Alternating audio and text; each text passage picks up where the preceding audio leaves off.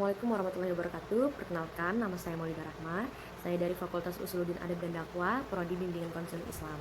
Nah, di sini saya akan membahas masalah yang lagi viral banget atau kejadian yang cukup uh, menyayat hati dengan adanya tindakan pelecehan seksual yang dilakukan oleh Ketua HMP pada suatu fakultas atau perkuliahan ternama di Samarinda.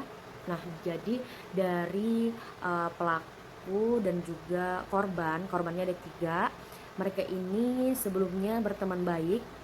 Pelaku dan korban ini berteman baik dan cukup dekat, bisa dibilang sahabat.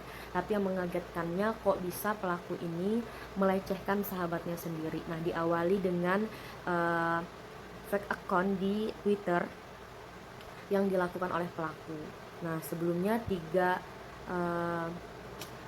korban ini cukup lama ya mencari tahu siapa sih pelaku ini dengan adanya status-status di Twitter yang mengupload foto-foto mereka. Dan saya juga mengikuti berita ini dan saya saya memang melihat beberapa tweet dan beberapa foto-foto yang di upload oleh si pelaku ini.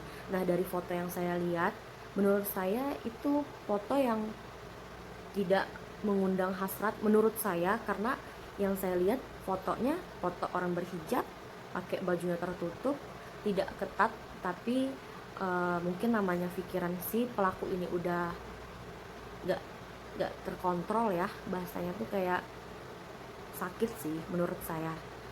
Kok bisa temen sendiri gitu, apalagi sahabat gitu kan, diperlakukan kayak gitu. Nah, dan juga si pelaku ini adalah ketua dari himpunan mahasiswa dan dia juga ketua dari organisasi-organisasi di kampusnya gitu. Dan dia juga ngambil prodinya itu hukum gitu. Masa dia nggak tahu kalau dia melakukan kayak gitu hukumannya apa buat dia? Cuman mungkin karena pakai akun fake tadi, jadi dia berani gitu. Nah, jadi dari 3 korban ini mereka cukup mengalami yang namanya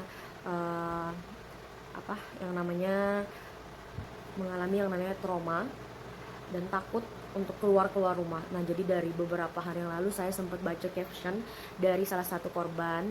Beliau ngomong kayak, dari tadi tadi aku mau keluar, tapi dari tadi aku ngaca di depan kaca kayak bingung mau pakai baju apa.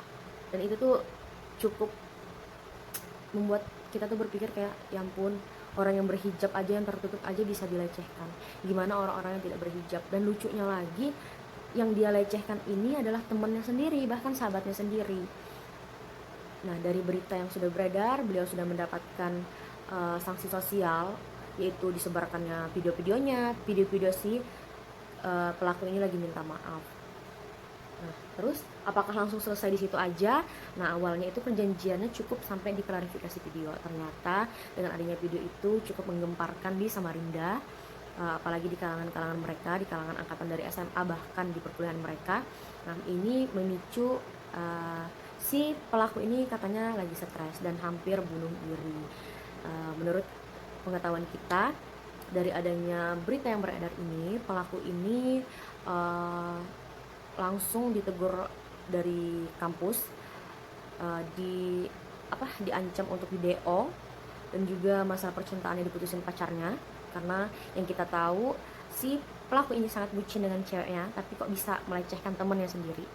Terus nggak bisa kemana-mana karena beliau cukup dikenal sama orang-orang baik dan orang yang masya Allah, tapi ternyata di balik itu ada kejadian seperti ini, dan itu cukup mengagetkan. Nah, dari berita ini dapat disimpulkan bahwa pelecehan seksual itu bukan datang dari orang jauh atau dari manapun, bisa juga datang dari orang terdekat. Dan juga kita sebagai wanita harus bisa bertindak lebih berani lagi untuk menindak orang-orang yang melakukan pelecehan seksual. Mungkin itu saja dari saya.